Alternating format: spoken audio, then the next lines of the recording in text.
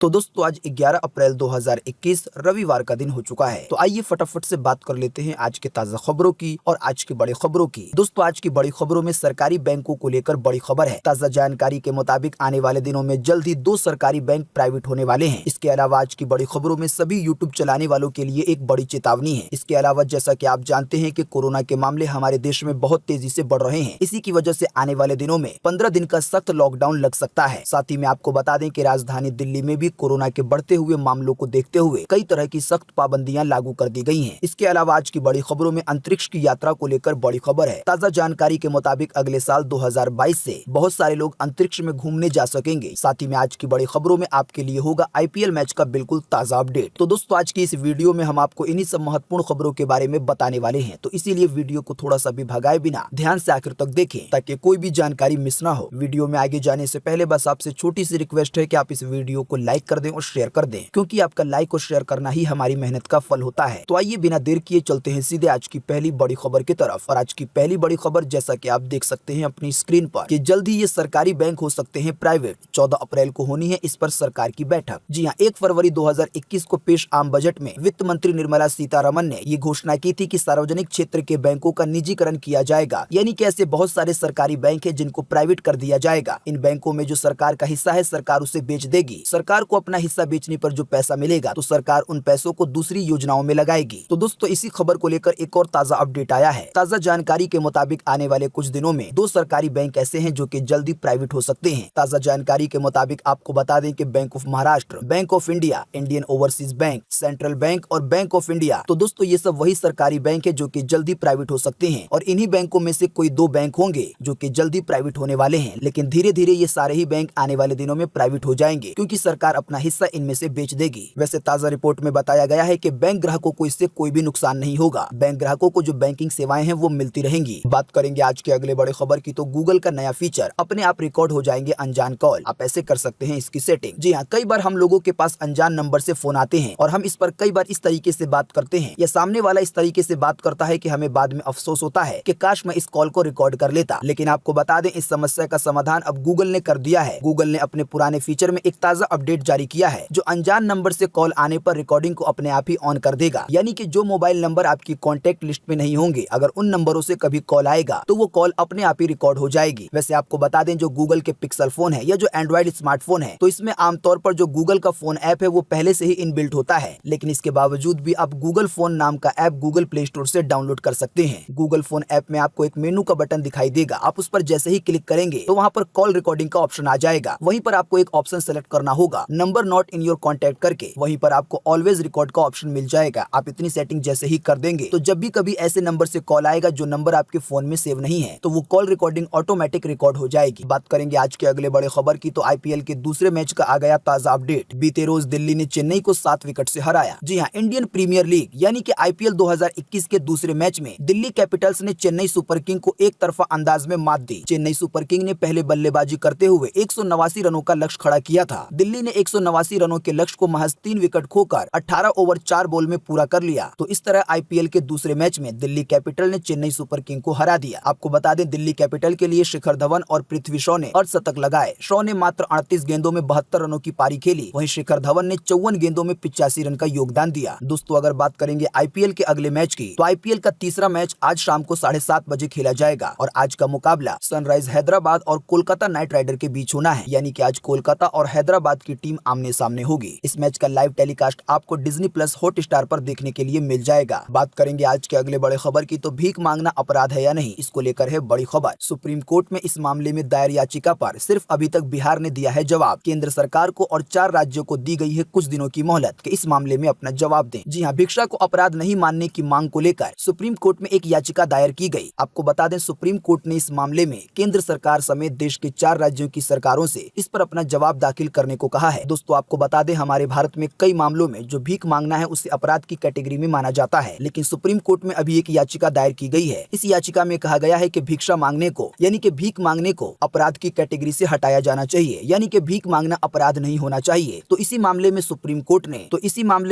Court ने केंद्र सरकार समेत देश के 4 राज्यों से इस पर अपना जवाब देने को कहा है कि इस मामले में इनका क्या कहना है। ताजा जानकारी के मुताबिक इस मामले में अभी तक केवल बिहार ने अपना जवाब दिया है। लेकिन हाल ही में जो सुप्रीम कोर्ट की सुनवाई हुई है तो उसमें केंद्र सरकार को और इसके अलावा जो दूसरे राज्य की सरकारें हैं उनको 3 हफ्ता का वक्त दिया गया है। उनको 3 हफ्ते का वक्त दिया गया है। सुप्रीम कोर्ट अब इस केस की सुनवाई 3 हफ्ते के बाद करेगा। उसके बाद फिर ये फैसला आ सकता है कि भीख मांगना अपराध होगा या नहीं होगा। लेकिन दोस्तों वो फैसला जब आएगा तब आएगा। इस पर आपका क्या कहना है? आप इसी वीडियो के नीचे कमेंट बॉक्स में कमेंट करके जरूर बताएं। यानी कि आपको बताना है कि भीख मांगना अपराध होना चाहिए या नहीं होना चाहिए। बात करेंगे आज के अगले बड़े खबर की, तो यूट्यूब चलाने वाले हो जाएं सावधान। पपीते के पत्तों का काढ़ा पीने से भाई बहन की हुई मौत, एक है अस्पताल में भर्ती। यूट्यूब पर देखा था यह नुस्खा। जी हाँ, हिमाचल प्रदेश के सोलन जिले में एक प्रवासी महिला के 2 बच्चों की पपीता के पत्तों के काढ़ा पीने से मौत हो गई है, जबकि एक की हालत गंभीर बनी हुई है। बताया जा रहा है कि बच्चों को कुछ समय पहले बुखार हुआ था और उन्होंने यूट्यूब पर नुस्खा देखकर पपीते के पत्तों का काढ़ा बनाकर पी लिया था। जानकारी के मुताबिक कुल 3 बच्चे थे, 2 की तो मौत हो गई है और एक की हालत गंभीर बनी हुई है। दोस्तों, इस खबर में सभी यूट्यूब चलाने वालों के लिए एक बड़ी चेतावनी है। अगर आप यूट्यूब का इस्तेमाल अक्सर ही करते होंगे तो आपको पता होगा कि यूट्यूब पर आपको हर तरह के वीडियो देखने को मिलेंगे। आप इस मुख्य समाचार को भी यूट्यूब पर ही देख रहे हैं, लेकिन आपको बता दें यूट्यूब पर बहुत सारे ऐसे वीडियो हैं जो कि आपको नुकसान पहुंचा सकते हैं। और ताजा रिपोर्ट के मुताबिक एक ऐसे ही वीडियो की बात हो रही है जिसमें किसी ने ये नुस्खा बताया था कि जो पपीता का पत्ता होता है उसका काढ़ा बनाया जाए और उसको अगर पी लिया जाता है तो इससे बुखार सही हो जाता है। लेकिन जब बच्चों ने ऐसा किया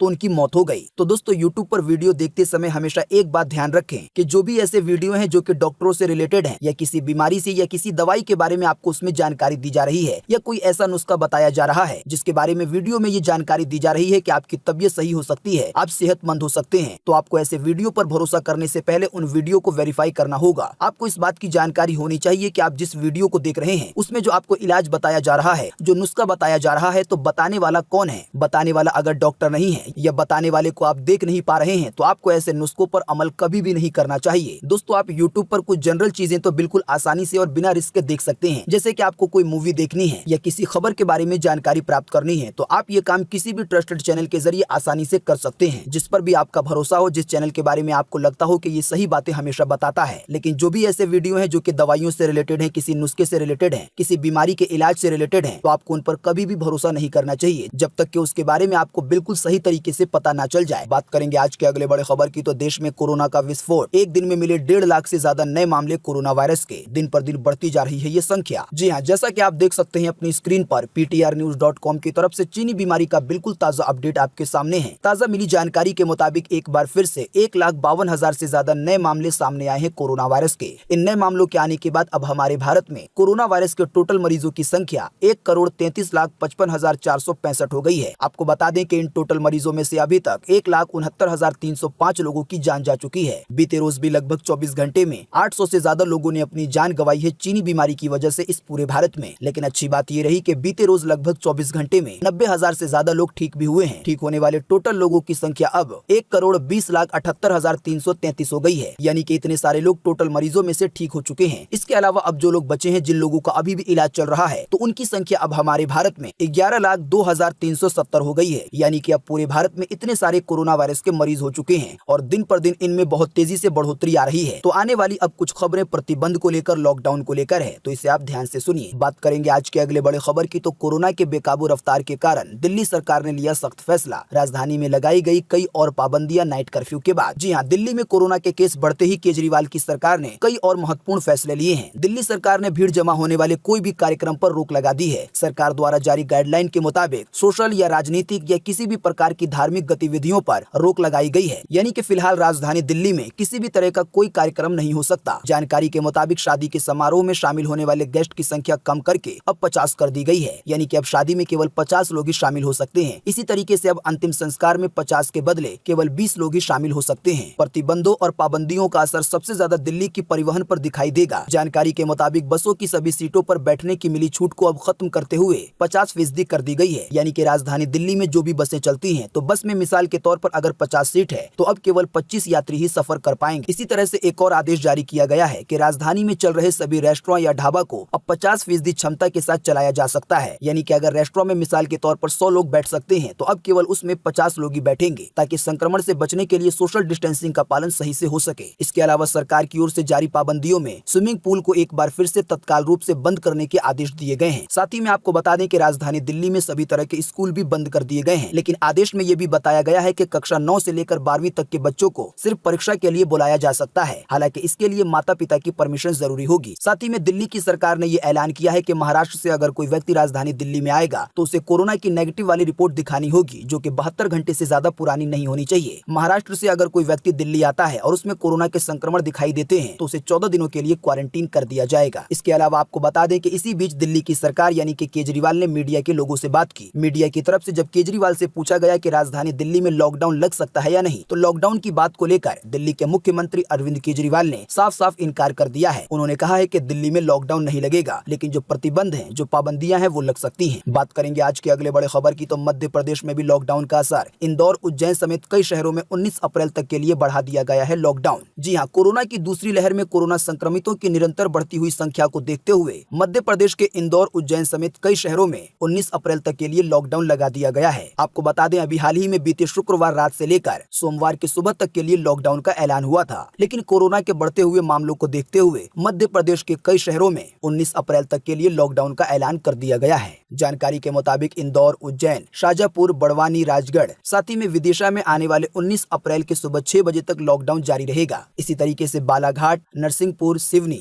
और जबलपुर शहर में कल 12 अप्रैल की रात से लेकर आने वाले 22 अप्रैल की सुबह तक लॉकडाउन लगाया जाएगा। बात करेंगे आज के अगले बड़े खबर की, तो कोरोना का सबसे ज्यादा कहर है महाराष्ट्र में। जल्दी लग सकता है 15 दिन का लॉकडाउन। मुख्यमंत्री बोले कि इसके अलावा और कोई ऑप्शन नहीं है। जी हाँ, महाराष्ट्र में खतरनाक तरीके से बढ़ रहे कोरोना संक्रमण को देखते हुए उद्धव सरकार ने महाराष्ट्र में 8 से 15 दिनों तक के लिए सख्त लॉकडाउन लगाने की तैयारी की है। शनिवार को हुई सर्वदलीय बैठक में उन्होंने इसके संकेत दिए। इस बैठक में लॉकडाउन को लेकर सभी दलों के नेता एक मत दिखाई दिए। हालांकि भाजपा पार्टी की तरफ से लॉकडाउन लगाने में सहमति नहीं दिखाई गई और भाजपा का ये फैसला जल्दबाजी का बताया जा रहा है। महाराष्ट्र के मुख्यमंत्री का कहना है कि सरकार के पास और कोई विकल्प नहीं है, लॉकडाउन लगाना ही पड़ेगा। तो दोस्तों, आने वाले दिनों में पूरे महाराष्ट्र में एक बार फिर से 8 से 15 दिनों का सख्त लॉकडाउन लग सकता है। जिन लोगों को पता नहीं है उन्हें हम बता दें कि हमारे भारत देश में सबसे ज्यादा कोरोना वायरस के मामले महाराष्ट्र में मिल रहे हैं। अभी आपकी स्क्रीन पर हमारे देश के कुछ ऐसे मेन राज्य दिखाए जा रहे हैं जहां पर कोरोना वायरस के मामले सबसे ज्यादा आ रहे हैं। तो आप वीडियो को रोककर सभी राज्यों की जानकारी विस्तार से देख सकते हैं। अगर मैं एक एक करके बताऊंगा तो वीडियो काफी ज्यादा लंबा हो जाएगा। बात करेंगे आज के अगले बड़े खबर की, तो यूपी में भी बरस रहा है कोरोना का कहर। शादी समारोह कार्यक्रम को लेकर सीएम योगी का नया आदेश, रात 10 बजे तक ही हो सकती है पार्टी। जी हाँ, यूपी के मुख्यमंत्री योगी आदित्यनाथ ने बीते रोज एक बैठक की है कोरोना को काबू करने के मामले में। इसी बैठक में मुख्यमंत्री की तरफ से कहा गया है कि जिलों में कोविड केस की संख्या का आंकलन करके नाइट कर्फ्यू का फैसला डीएम ले सकते हैं। साथ ही में मुख्यमंत्री ने कहा है कि जिला प्रशासन ऐसी व्यवस्था बनाए जिससे कोई भी सार्वजनिक आयोजन या विवाह या समारोह या कोई भी अन्य कार्यक्रम 10 बजे रात तक संपन्न हो जाए। यानी कि उत्तर प्रदेश में रात 10 बजे के बाद किसी भी तरह की कोई भी पार्टी करने की अनुमति न मिले। इस मामले में सीएम योगी ने कहा कि इसके लिए लोगों को जागरूक करना होगा। साथ ही में मुख्यमंत्री योगी आदित्यनाथ की तरफ से ये भी कहा गया कि यूपी में जो भी लोग दूसरे राज्यों से आएंगे तो इनकी बिल्कुल सही तरीके से जांच की जाए। खास करके जो लोग महाराष्ट्र, पंजाब, दिल्ली, मध्य प्रदेश, केरल, कर्नाटक से आते हैं। आपको बता दें ये वही राज्य हैं जहां पर कोरोना वायरस के मामले बहुत तेजी से बढ़ रहे हैं। बात करेंगे आज के अगले बड़े खबर की, तो नीतीश सरकार के फैसले पर बीजेपी विधायक ने उठाए सवाल। कहा मंदिर बंद है तो होटल क्यों खुले हैं। जी हाँ, आपको सबसे पहले बता दें कि बिहार में भी कोरोना वायरस के मामले बहुत तेजी से बढ़ रहे हैं। इसी की वजह से बिहार की सरकार ने बिहार के सभी स्कूलों, कॉलेजों वगैरह को बंद कर दिया है। लेकिन इसी बीच मुख्यमंत्री नीतीश कुमार की तरफ से जो मंदिर है उसको भी बंद करने का फैसला लिया गया। लेकिन इस पर बीजेपी विधायक ने सवाल उठाए हैं और कहा है कि अगर होटलों को खोलने की इजाजत दी गई है तो मंदिर क्यों बंद किए गए हैं। विधायक ने कहा कि सरकार को कोरोना गाइडलाइन को फॉलो करते हुए लोगों को मंदिरों में जाने की इजाजत देनी चाहिए। विधायक की तरफ से ये भी बात कही गई कि मंदिरों से भी कई परिवारों का रोजगार जुड़ा हुआ है, इसीलिए इस मामले में नीतीश कुमार को अपने फैसले पर विचार करने की जरूरत है। हालांकि इस रिपोर्ट में मस्जिद को बंद करने को लेकर कोई खबर नहीं बताई गई है। दोस्तों, अगली खबर के बारे में बताने से पहले आपके लिए एक बड़ा सर्वे और एक बड़ा सवाल। अगर आप इसमें हिस्सा लेंगे और इस सर्वे का जवाब देंगे तो इससे बहुत कुछ पता चलेगा। जो हम सर्वे पूछने जा रहे हैं, जो सवाल पूछने जा रहे हैं, इसके बारे में हम आपको पहले ही एक खबर बता चुके हैं। आपको इसी वीडियो के नीचे कमेंट बॉक्स में कमेंट करके बताना है कि भीख मांगना अपराध होना चाहिए या नहीं होना चाहिए, आपकी पर्सनल राय के हिसाब से। इस पर आपका क्या कहना है, फटाफट से आप अपना जवाब इसी वीडियो के नीचे कमेंट बॉक्स में लिख डालिए। आपके दिए हुए जवाब से काफी कुछ पता चलता है। बात करेंगे आज के अगले बड़े खबर की, तो 3 दिन के लिए टला मंगल ग्रह पर नासा के हेलीकॉप्टर का फ्लाइट टेस्ट। आप देख सकते हैं आने वाले दिनों में इसको लाइव। जी हाँ, अमेरिका स्पेस एजेंसी नासा का इंजोनिटी रोवर अब अब 11 अप्रैल की जगह आने वाले 14 अप्रैल या इसके बाद मंगल ग्रह पर अपनी पहली उड़ान की कोशिश करेगा। दोस्तों ये धरती के अलावा किसी दूसरे ग्रह पर एक रोटर क्राफ्टर की पहली फ्लाइट टेस्ट होगी। दोस्तों अगर आपको पता नहीं है तो इन शॉर्ट में बता दें कि अभी हाल ही में अमेरिकी स्पेस एजेंसी नासा ने मंगल ग्रह पर अपना एक यान भेजा और इसके साथ रोवर भेजा और इसी रोवर में था एक हेलीकॉप्टर। आने वाले दिनों में इंसानियत के इतिहास में ये पहली बार होगा कि हमारी पृथ्वी को छोड़कर दूसरे ग्रह पर किसी हेलीकॉप्टर की फ्लाइट टेस्ट ली जाएगी। आसान सी भाषा में कहें तो आने वाले दिनों में अमेरिकी स्पेस एजेंसी नासा मंगल ग्रह पर एक हेलीकॉप्टर उड़ाने वाली है। अभी हाल ही में इसको लेकर जानकारी आई थी कि इसकी वजह से मंगल ग्रह के बारे में काफी कुछ पता चल सकेगा।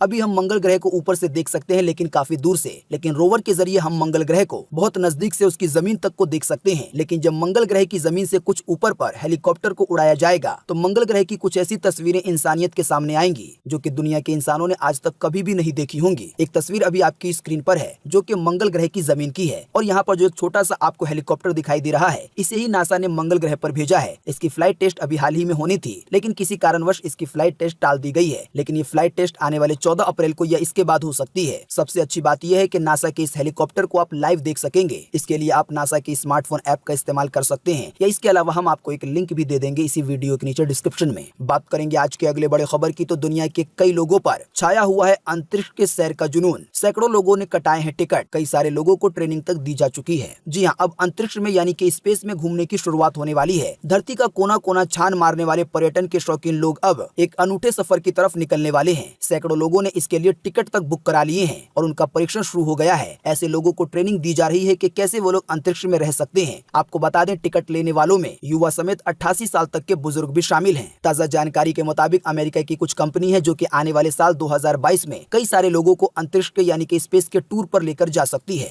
बात करेंगे आज के अगले बड़े खबर की तो लगातार 11वें दिन भी स्थिर रहे पेट्रोल डीजल के दाम। आइए बताएं आपको ताजा भाव। जी हाँ, लगातार 11 दिन से पेट्रोल डीजल के दाम स्थिर हैं, यानी कि ना तो इसमें कोई कटौती हुई है और ना ही कोई बढ़ोतरी हुई है। फिलहाल आपको 1 लीटर पेट्रोल राजधानी दिल्ली में 90 रुपए 56 पैसे का मिलेगा तो वहीं आपको 1 लीटर डीजल 80 रुपए 87 पैसे का मिलेगा। बाकी मुंबई, कोलकाता, चेन्नई के दाम आपकी स्क्रीन पर है, आप वीडियो को रोक कर देख सकते हैं। बात करेंगे आज के अगले बड़े खबर की तो अब 90 दिनों तक उठा सकते हैं BSNL के इस प्लान का फायदा। मिलती है अनलिमिटेड इंटरनेट की सुविधा। जी हाँ, भारत संचार निगम लिमिटेड यानी कि BSNL ने अपने 398 रुपए वाले स्पेशल टैरिफ वाउचर को अभी हाल ही में लॉन्च किया था, लेकिन इसकी समय सीमा 9 अप्रैल तक थी। लेकिन इस ऑफर का फायदा उठाने की जो सीमा है उसे 3 महीने के लिए और बढ़ा दिया गया है। जो भी यूजर इस ऑफर का फायदा उठाना चाहते हैं तो वो आने वाले 8 जुलाई 2021 तक इस ऑफर का फायदा उठा सकते हैं। आपको प्लान की थोड़ी जानकारी दे दें कि BSNL का एक प्लान है 398 रुपए का, जिसकी वैलिडिटी आपको मिलेगी 30 दिनों के लिए। लेकिन इस प्लान की जो सबसे खास बात है वो ये है कि आपको इसमें अनलिमिटेड डेटा मिलता है, यानी कि आप एक दिन में चाहे 1 GB का इस्तेमाल करें, 2 GB, 3 GB, चाहे जितना भी इस्तेमाल करें और आपकी स्पीड भी कम नहीं होगी, ऐसी जानकारी दी गई है। साथ ही में आपको इसमें मिलेगी अनलिमिटेड कॉलिंग, इसके अलावा 100 SMS भी मिलेंगे। ज्यादा जानकारी के लिए आप सीधे BSNL की वेबसाइट पर जा सकते हैं। हालांकि ये प्लान पूरे भारत के सभी राज्यों या सभी सर्कल के लिए है या नहीं, इसके बारे में आपको पहले जानकारी लेनी होगी, क्योंकि इसकी जानकारी BSNL चेन्नई की तरफ से दी गई है ट्विटर हैंडल के जरिए। बात करेंगे आज के अगले बड़े खबर की तो नाना बना हैवान। 6 साल की नाती को समोसे का लालच देकर किया दुष्कर्म। भोपाल में हुई है हैरान करने वाली घटना। जी हाँ, मध्य प्रदेश की राजधानी भोपाल में रिश्तों को कलंकित करने वाली ये खबर आई है। 6 साल की मासूम के साथ उसके नाना ने अपने एक साथी के साथ दुष्कर्म कर डाला है। बच्ची को समोसा खिलाने का लालच देकर नाना ने ये शर्मनाक हरकत की है। बच्ची को जब दर्द हुआ तो पूरा मामला सामने आया जब बच्ची ने मां को अपनी पूरी बात बताई। आपको बता दें जो नाना था और जो उसका साथी था ये दोनों ही शराब के आदी हैं। जानकारी के मुताबिक आरोपी का नाना 50 साल का है, जबकि जो उसका नजदीकी रिश्तेदार है जिसने नाना के साथ मिलकर दुष्कर्म किया उसकी उम्र 38 साल है। जानकारी के मुताबिक शिकायत दर्ज कराने के बाद पुलिस ने आरोपी नाना को और उसके साथी को गिरफ्तार कर लिया है। तो दोस्तों आज 11 अप्रैल 2021 की यही ताजा खबरें थी और महत्वपूर्ण खबरें थी। उम्मीद करते हैं इससे आपको काफी कुछ जानकारी मिली होगी। हम बस इसके बदले में आपसे इतना ही चाहते हैं कि आप इस वीडियो को लाइक कर दें और शेयर कर दें, क्योंकि आपका लाइक और शेयर करना ही हमारी मेहनत का फल होता है। वीडियो देखने के लिए आपका बहुत बहुत धन्यवाद। Thanks for watching.